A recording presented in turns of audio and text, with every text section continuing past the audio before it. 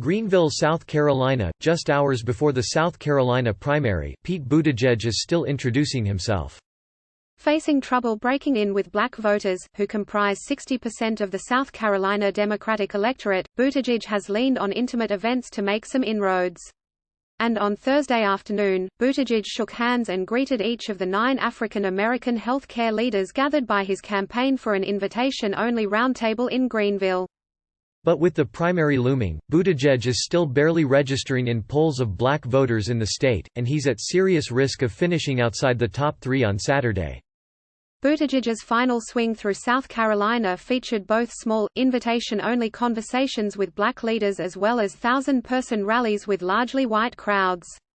As Sydney Echevarria walked into Buttigieg's rally in Rock Hill, South Carolina, a few hours later, she had one thought: are there any more of us here? Wondered Echevarria, who is black. It's hard to run against Joe Biden, continued Echevarria, who drove down from North Carolina to see the mayor and plans to vote for Buttigieg on Super Tuesday. Miles away, Biden smiled for selfies with a clutch of black South Carolina voters at a barbecue joint in Hemingway, while Bernie Sanders rallied 1,000 supporters in Columbia. It's a stark split-screen contrast between Buttigieg and the top polling candidates in South Carolina, where Buttigieg has struggled to broaden his appeal since finishing in the top 2 in Iowa and New Hampshire, the heavily white states that vote first and second in the Democratic nominating process. At the time, Buttigieg said his victories in those states would inject momentum for him among voters of color, but that hasn't happened. If 2 days before the primary, you're struggling to get more than 25 African American voters into a room for you, that's problematic, said Brady Quirk Garvan, the former chairman of the Charleston Democrats. Antoine Seawright, a South Carolina-based Democratic consultant, added, "It means you have not moved the needle." Buttigieg backers, though, say he just needed a little more time. "Last time I checked, I'm black, and he earned my support," said South Carolina State Rep. J.A. Moore, who endorsed Buttigieg earlier this month. "If he was given more time to earn more support from people who look like me and have life experiences like me, we might be in a different place right now." Jessica Sharp, who spoke at the panel discussion in Greenville, said, "Up until I came here, she planned to vote for Biden, but after meeting Buttigieg, she may need to reconsider one more time." Sharp is the kind of voter the Buttigieg campaign desperately hoped to reach before Saturday's primary. But Seawright said that for most South Carolinians, no amount of time would have changed the hearts and minds about Joe Biden. Buttigieg isn't the only candidate struggling among black voters here ahead of the February 29 primary, the first broad test of African American opinion in the Democratic primary.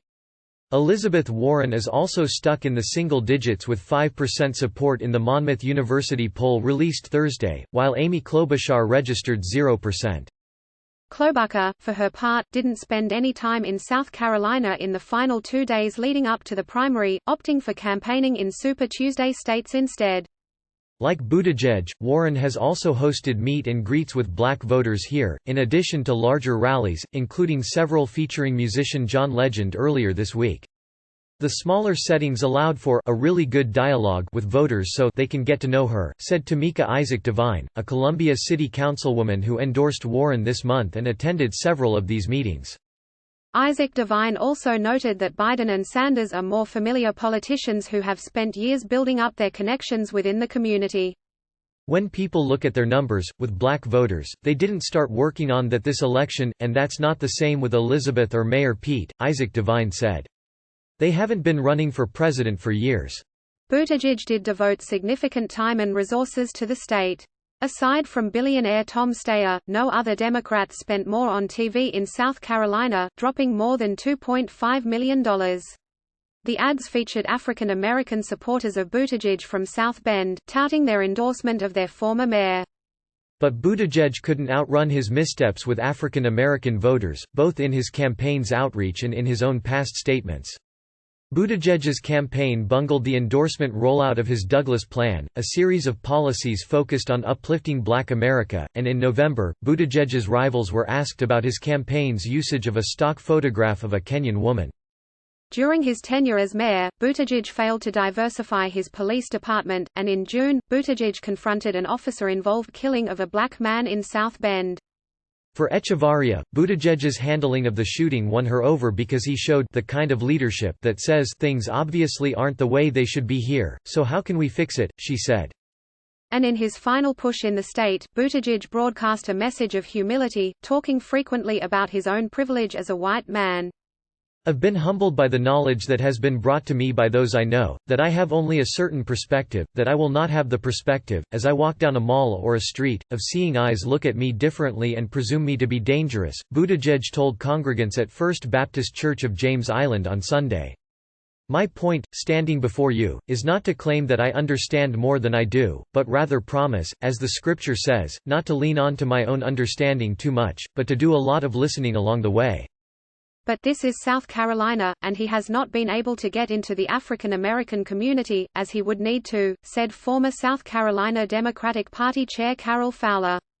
Buttigieg's performance in South Carolina could strangle momentum for his campaign before next week's Super Tuesday, when the campaign has already acknowledged he won't win any states outright. Instead, they hope to rack up delegates going congressional district by congressional district. But lingering fears about his poor showing in South Carolina and with black voters were evident even among state Democrats still deciding whether to support him. I worry about him getting minority voters and pulling people out in November, said Beth Meyer Bernstein, a professor at the College of Charleston and an undecided voter considering Buttigieg. Look around this room, she added, gesturing to the 500-person crowd gathered to hear the mayor speak in Charleston Friday morning.